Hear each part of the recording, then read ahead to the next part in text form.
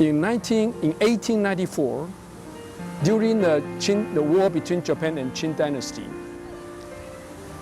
the Qing Dynasty was defeated, and Taiwan was separated from the Qing Dynasty and became a territory of Japan. In 1890,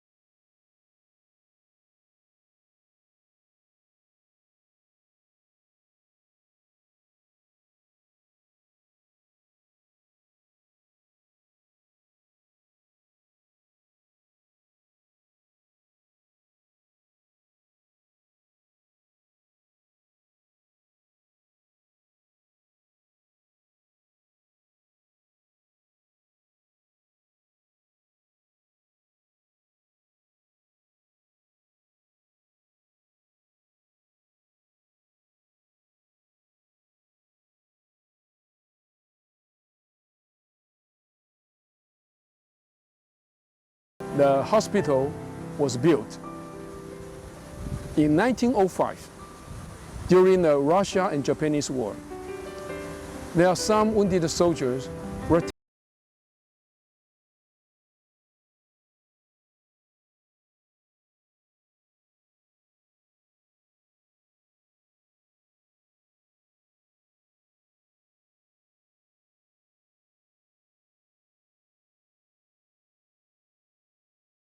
and then they started to spread out the beauty of Beito. So after that, Beito became more and more famous. However, at that time, to enjoy hot spring in hotel is very expensive. So many people who are not afford to stay in the hotel, they enjoy the hot spring in the Beito Creek. However, this kind of a situation make the creek a mess. So the Japanese government stopped this kind of activity in the creek. Then the people started to file a petition for building a safe and clean public bath in Beito. At that time, the Taipei mayor, Mr. Imura, he thought Beito was a beautiful place. Why can't we make Beito a resort area for the people living in Taipei City? So he would like to start a huge project to make Beito a better recreational area. With this understanding, so in 1913, both Beito Park and the Beito Hot Spring public bath were opened at the same day. That was June 17, 1913. After that, because of this public bath, more and more people came to Beito to enjoy the hot spring. So the hot spring business in Beito now become to proceed to a peak. But at that time, the people would like to stay. If the people want to come to the hot spring bath to enjoy the hot spring bath, they have to leave the train at the Beito station and walk a long way to the public bath. So the Japanese government decided to construct a new railway line just from Beito to the hot spring area. And at the terminal station is named Shinbeito Station. And that's the reason we have the name for this area, Shinbeito. And the station was completed in 1916. After that, the business of hot spring in Beito becomes very, very prosperous. Even after the World War II, the hot spring business in Beito still prosperous. However, when we moved to the 1970s, this public hot spring bath was abandoned. So it became like a ruin. And then we started to work on it and to designate as a historical monument and reuse it as a Beito Hot Spring Museum. The building you see now is a Beito Hot Spring Museum. This building was built in 1913 after the petition of the Beito people. This museum consists of 2 stories. The first story is a brick one, made of brick. And the second story is mainly the wooden structures. And for the second floor, you can see there are wooden boards. These wooden boards are mainly used for keeping rain. So during the rainy days, the rain will hit on the board and then flow down to the ground without touching the wall of the buildings. So this is its main functions. And this kind of a design is mainly used for Japanese structures. So from my explanation, you will understand that this building is kind of a mixture of the Japanese style and the European style.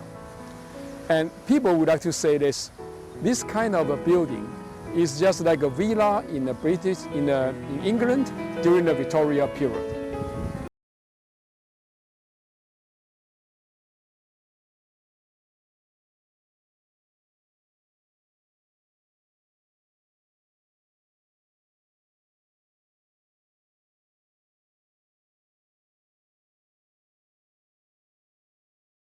And the other is used for heating the hot spring. You may wonder why. Because the hot spring water in this museum long time ago was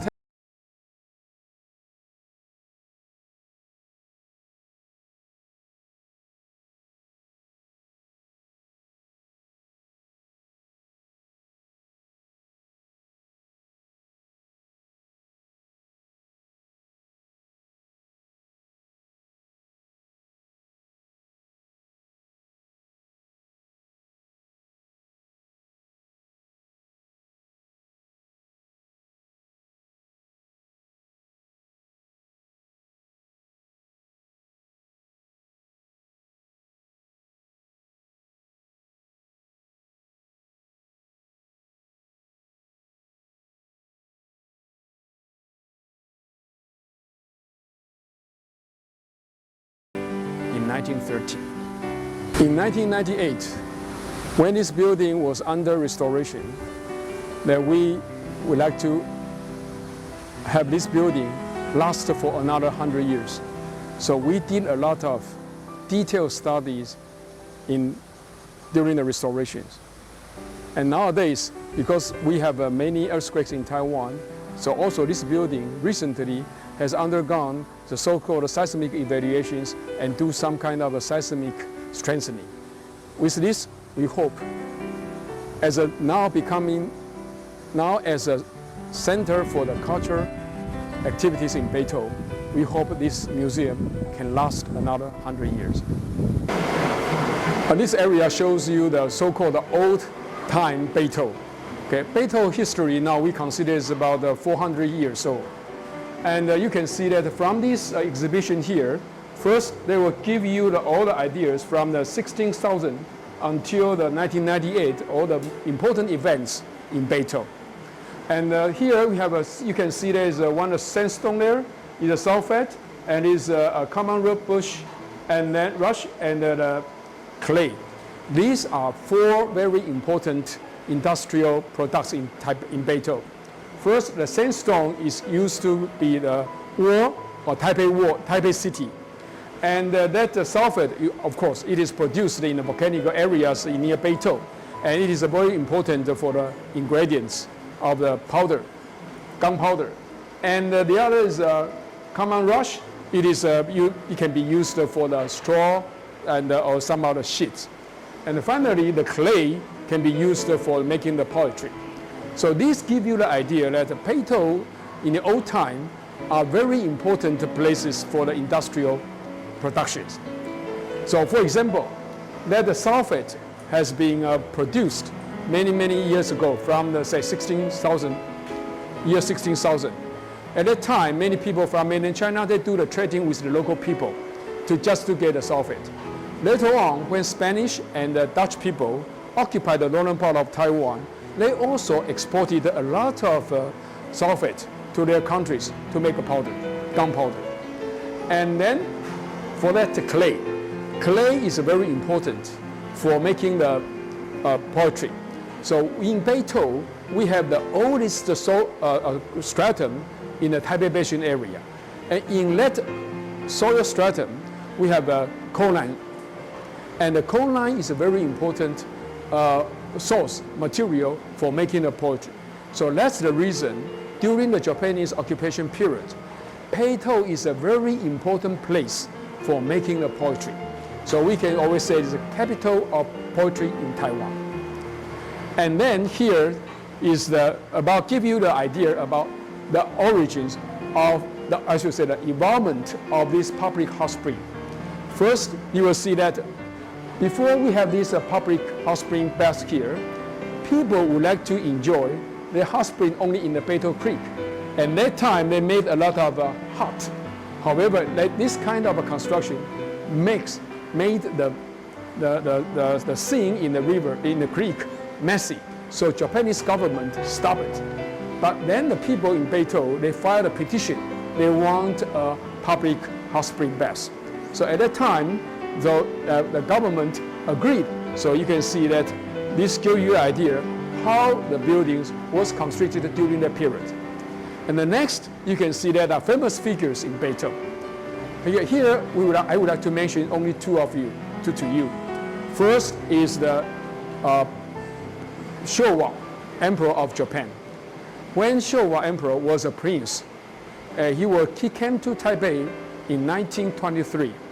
Because in Beitou, we have a very famous mineral stone called Hokuto Light.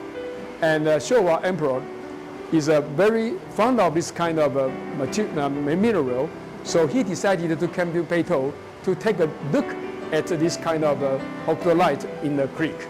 So he stayed in this museum for just 2 hours only. And the other figure is the founding father of the Republic of China, Dr. Sun Yat-sen. He came to these buildings in 1913. Okay, he came here and he enjoyed the hot spring here and enjoyed the lunch here. And then he came in the morning and left in the afternoon and for Japan. And the other place is that this bulletin shows you, bulletin board shows you the old name of some places. So by looking at this bulletin board, you can see that the old name of certain places and the current locations. So you can have match them to understand the history. You know, it's very important to know the old name of a place, because sometimes it will give you the idea this place used to be a farmland or a particular industry and all kind of things. So they are full of stories. If you can take a look at it and understand it, it will make your trip here more fun. And the last one is called prompt delivery. Prompt delivery is a very special service in Beitou area. Here you can see them in the several locations around Beitou area, especially near the conventional market. So usually, because Beitou is a hilly area, so when you go to the market, you carry so many goods, it is not so easy to walk home. So at that time, you can go out and go to those stations, and they will drive you home. Nowadays, it charges only $40 NT. It's very inexpensive. It's a very good transportation for us. Another important thing is that they provide a very good service for you. For example, during the winter time, you study hard, and you work late, and you feel hungry. You want to have some hot food, but you don't want to cook it yourself. Then you can call them. They can go to the noodle store stand and to take the noodle you want to your house, and then you just pay the $40, and you can enjoy the very hot snack in your house without going out in the cold winter times. This corner displays how this museum comes from and the relation between this museum and the communities. So in 1995, there was a group of elementary school students led by a group of teachers. They did some studies about the local Beitou. And one group of students was focused on hot spring. And one day they passed by these buildings and they find out the configurations of these buildings very beautiful. But how come it looks just like a ruin? Then the student, with the help of a student or a teacher, they look up the references and they find out this building is originally a Beitou hot spring public bath during the Japanese occupation period. The student was very excited about this finding. So they collected so many informations and they filed a petition to the city councilman of Beitou. They wanted this building to become a historical monument and reuse it as a Beitou hot spring museum. Unfortunately, the city councilwoman did not achieve this goal. And actually, she lost almost all the materials. So the students feel very sour about this. So one teacher in the Beitou Elementary School knew this story. So she interviewed those students and the teachers. And then she wrote a petition letter. And that time, I and my friend got these petition letters and I read it. And I feel ashamed about myself because our youngsters try to uncover the history of Beitou, but as an adult in the Beitou, I did not know this history. So then we decided to help the kids' dream to come true. So then after a series of negotiations with the government, and we find out it's impossible without forming a local community organizations to push this kind of activities. So in 1995, we started a so-called Beitou associations in the Beitou community. And then these associations is working very hard for promoting this building as the historical monument and reuse it as a Beitou hot spring museum. Luckily, with the help of the community peoples and all the government's agencies, we succeeded in this our intention, our motion. We make this building as a historical monument, and then we reuse it as a hot spring museum. And this bulletin board shows you what kind of activities were held here in the Beitou Hot Spring Museum, and also what is the relation between the Hot Spring Museum and the local communities. Actually, when we reuse this building as a hot spring, Beito Hot Spring Museum, we also want this museum to be a cultural center in the Beito area. So you will see that we have a lot of cultural activities also held in this museum. So it is not just a museum, but also a center of cultural activities in the Beito area.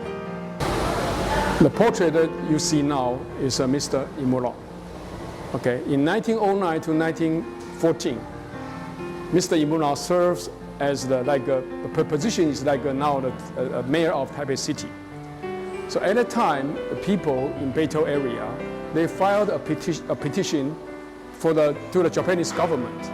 They want a clean and safe public bath in Beito. At that time, Mr. Imura thinks Beito is a beautiful place. So why don't we make it as like a resort area for the people living in Taipei City? With this kind of considerations, so he gave the Beito people not only the public bath, but also the so-called Beito Park. So both the hot spring bath and the Beito Park were opened on June 17th, 1913. So 2 years from now, we are going to celebrate the centennial of these two places. Because of the establishment of this public bath and the Beito Park, so the business in Beito becomes so prosperous that in 1934, that is about almost 20 years after Mr. Imura left office, the people in Beito, they built a statue for him, and that statue is located in the Beito Park. But unfortunately, that statue now is lost after the war. So nowadays, we think that Mr. Imura is a very important person to promote the hot spring culture in the Beito area. In this displayed area, you can see the evolutions of the museum. Okay, from here you can see these all old pictures taken during the Japanese period, occupation period. Then here you can see just the outlook of the museum. And then this is you can see from here, you can see this is the tatami area. Okay, now tatami area. This is the old arrangement. And now this is the tatami area. Okay, you can see that time there are many, in Japanese they call it hudon.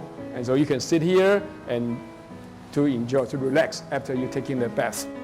And here you can see there are many people soaking in a large public bath. So this is this picture gives you the idea how you can enjoy the hot spring in that big, large spring pool. But here, just give you the sad stories about these buildings. And from this display here, you can see how we reestablish these buildings, okay?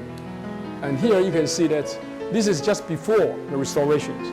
And you can see there are many corrupted wooden boards, and here you can see even the roof is on the verge of collapse. And here you can see this is the public bath. So in the old time, it is not this way. So then when we restore these buildings, now we just replace to the original one as shown there. It's just wooden bars. So you can see the difference.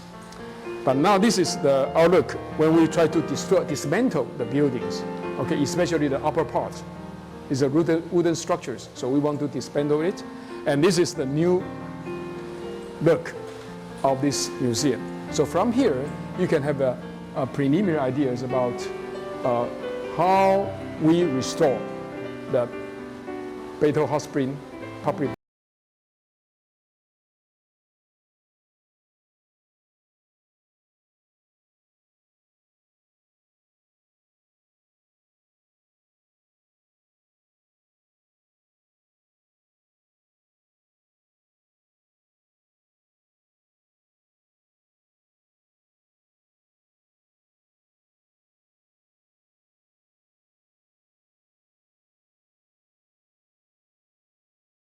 So usually, this is the place. So you look at old pictures, you will see that many people, they will stay here to talk and have some snack here. So now you can, maybe now in your mind, you have this kind of pictures. Many, many years ago, when you came to the so-called Peito public bath, then you will go down to the first floor and then to enjoy the hot spring there. Usually, people cannot stay in the hot spring for a long time. So after that, you feel the hot. And then you will come up to the second floor and sit here in the tatami to cool down yourself. Maybe you have a talk with your friends. Maybe you can have some snacks. Maybe you can play even a chess here with some other friends. Then after you cool down, then you will go down to the first story again, and then to enjoy the hot spring. After a few minutes, you feel hot, and you come back here, and then to relax again.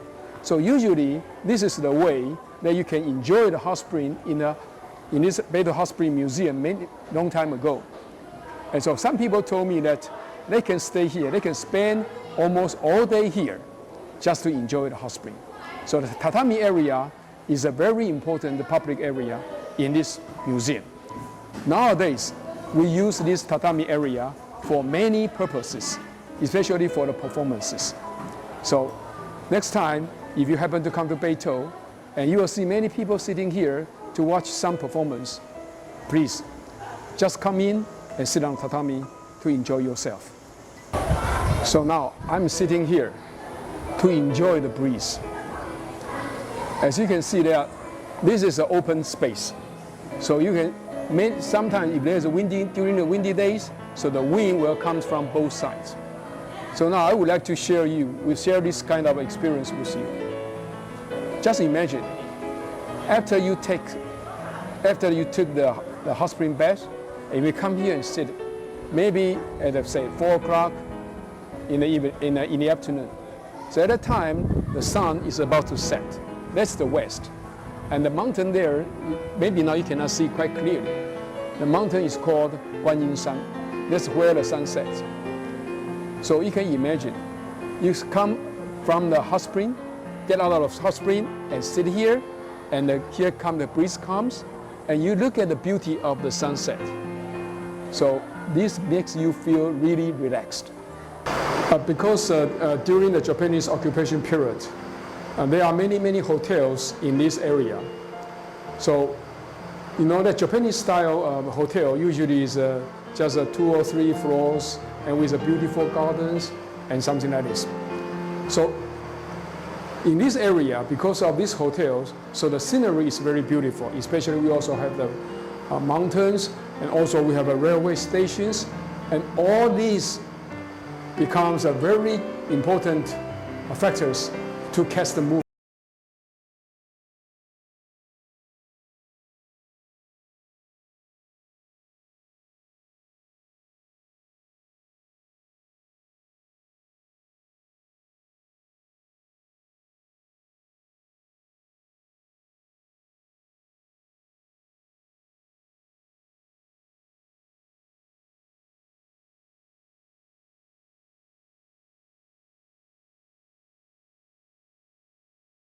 And they can catch the movie day and night. So I was told that time it takes only maybe sometimes 1 week to finish just one movie. And especially, you know, that the station it also plays a very important part in the stories. But in Peito, we have called Shinpeito Station. The station is very beautiful. So it also serves as an important scene to catch the movie. So in this room, you will see a movie like this one, old movie, casted in Peito long time ago. And on these 3 bulletin boards, you will see that what are the hotels which has been used as the place to cast the movies and the name of the movies. And these 2 bulletin boards will give you the idea what is the old hotel and what is the current situation here. And the other here will tell you about the important scenic spot which has been used to cast the movie here. So these are the beautiful scenic spots in Beito. Unfortunately, because of the development, most of the beautiful houses were torn down, and then the very high-rise apartment buildings were built. So nowadays, it is impossible to see that kind of a beautiful scene in Beito now. However, from this movie, you can catch some important scenery spots in Beito many years ago. In this exhibition area, the main content is for formations of the hot springs and the types of hot springs in Beitos and the tributary system of the hot springs in Beito area. First, people would like to know how the hot spring is formed. Usually, for a natural hot spring, it consists of 4 factors. One, you got to have a geothermal. The second, you got to have a crack on the ground. Third, you must have a tremendous amount of underground water. And the last factor is that you have to have the pressure difference so that the water can go out of the ground naturally. So these 4 factors are taken as the main factors for considering the water is a spring or not. But in Beito, we have 3 types of hot springs. One is called white hot spring. The white hot spring, actually in that area, we usually call it artificial hot spring. Maybe you will wonder why. Well, as I said, we have 4 factors to decide whether it's a spring or not, hot spring or not. However, in that area, we only have 3 factors. We have a geothermal, we have a crack, but we don't have any underground water. So in that sense, when Japanese came to Taiwan, they discovered this area. They know there's a geothermal there, but they don't have any underground water. So now they dig a well, and to let the water, the geothermal come out, and then they pour in the spring, okay, into the well, and to boil it, and then when it become heated, and then it came out. So that's what we call the artificial hot spring, and it is the color is white, so we call it a white hot spring. The second one is called green hot spring. Green hot spring is produced in the so-called geothermal body. Okay, the geothermal body is a natural body and it's a volcano eruption. So in this geothermal body, the hot spring is natural. We call it naturally coming out of the ground. But the color is green, so we call it a green hot spring. And its pH value is 1.2 to 0.4. It's very acid, so it's very corrosive. And the third one is called iron spring. Okay, it is produced in the higher mountain area. Okay, and basically in the Beito area, we don't use this hot spring a lot. In Beito area, the main source of the hot spring is we call the white hot spring, and then will be the green hot spring. But usually we don't use the iron hot spring in the Beito area, just in the mountain area. And this model shows you how the hot spring is distributed in the Beito area. So now here you will see that we have 2 systems. One is called the south, the other is called a northern system. Okay, each system will give you the idea what the area in the Beito can have the hot spring. Okay, in here you can see that this upper source here, it is the place where the white hot spring comes from. And then here is a geothermal valley there. It is for the green hot spring. Okay, but from this model you can see that most hot spring used in Beito area is white hot spring. And so this also tells you, this sign shows you where the sources of the Beito hot spring are. So from this you can easily see there are different locations. In 1905, Mr. Okamoto, who is the founder of collecting mineral stones, came to Beito, and he collects some of the stones from the Beito Creek. So he put the stone and his negative together in the bag. So when he returned home, after he returned home, he opened it, he found out the negative film was developed. And then he sent this stone for the further analysis, and it was found that there are some radioactivities from that stone. And then further study shows that radioactivity comes from the radium. So then we find out that the green hot spring in the geothermal bodies has the ingredient of radium. So radium has a slight radioactivity, so people say it's good for health, good for body. However, with this finding, so Mr. Okamoto and his friends, they did an intensive study on this stone.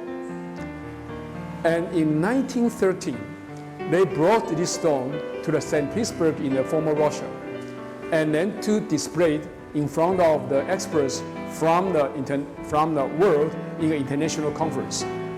And they asked the people, have you found this kind of a mineral before? And then the people say, no, we didn't. So because of this, so they found out this is a new mineral, and they decided to name it the Hokuto-light.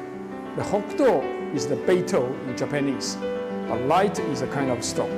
So then the Hokuto-light becomes one of the 4,000 minerals which is named after a place in Taiwan. Because of this stone, nowadays only 2 places on Earth have this kind of stone, or this kind of Hokuto-light. First, of course, is in Beito. The other is in Tamagawa Onsen in Japan. These are only 2 places. But because this stone was precious at that time, it's a new one, so during the Japanese occupation period, this stone was designated a very precious material, so the people were not allowed to go into the Beito Creek to take it out. Unfortunately, after World War II, the government did not pay attention to this, but because it was forbidden to take during the Japanese period, so many people dug those stones out, and so they keep it. Sometimes people keep it in the house, sometimes sold it. However, in Japan, they realized the importance of this mineral stone. So even after World War II, I should say this, they designated this stone in Japan as the precious mineral. And this is the only kind of mineral was declared as a precious one in Japan.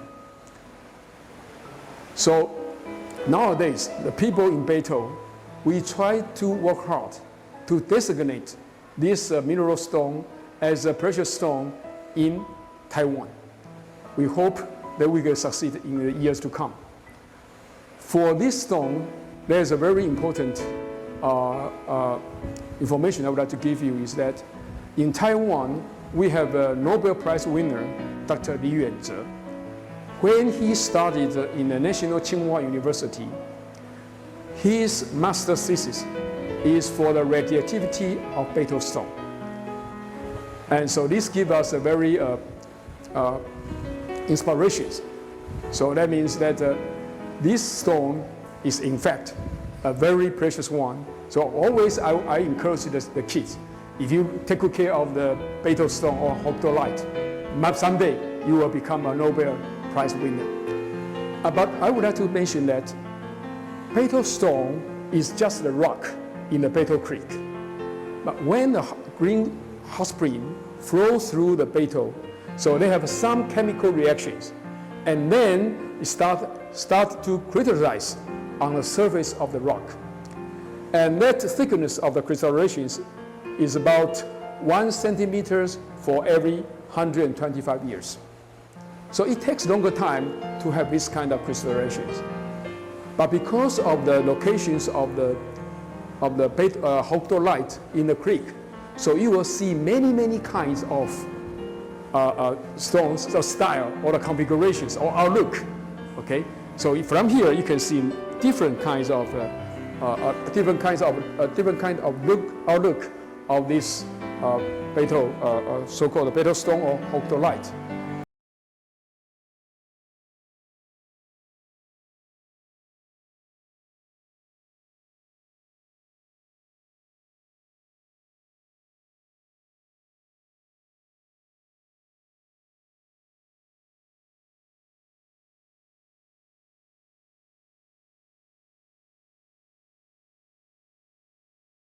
from the creek. The place you see now is a large hot spring pool in this museum. And this large hot spring pool is mainly for men. And it is built in a Romanian style. Okay. Now, if you take a look at the painted glasses, those glasses are not new. When we want to make this museum as a historical monument, we did a lot of guidance for the local peoples.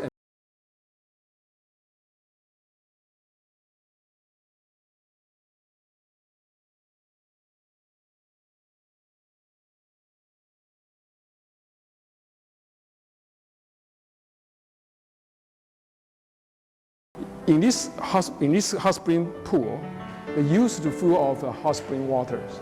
But now we don't have that because this pool is no longer used. But however, you can sometimes, if you come here, you can see there are water, okay, small amount of waters inside the pool. These are the underground waters, okay? Because of the underground water in this area is very high. So this underground water has a large pressure, so it will come out of the ground. But at the time, when we make these buildings as a historical monument, we are thinking of, some people are discussing about if possible to block those water. However, we think it might be jeopardize the buildings. So we decided to let the water come out naturally, and then at a certain, over a period of time, then we use a small pump to pump this water out. So when you, next time you come here, you see the water there, please don't be surprised.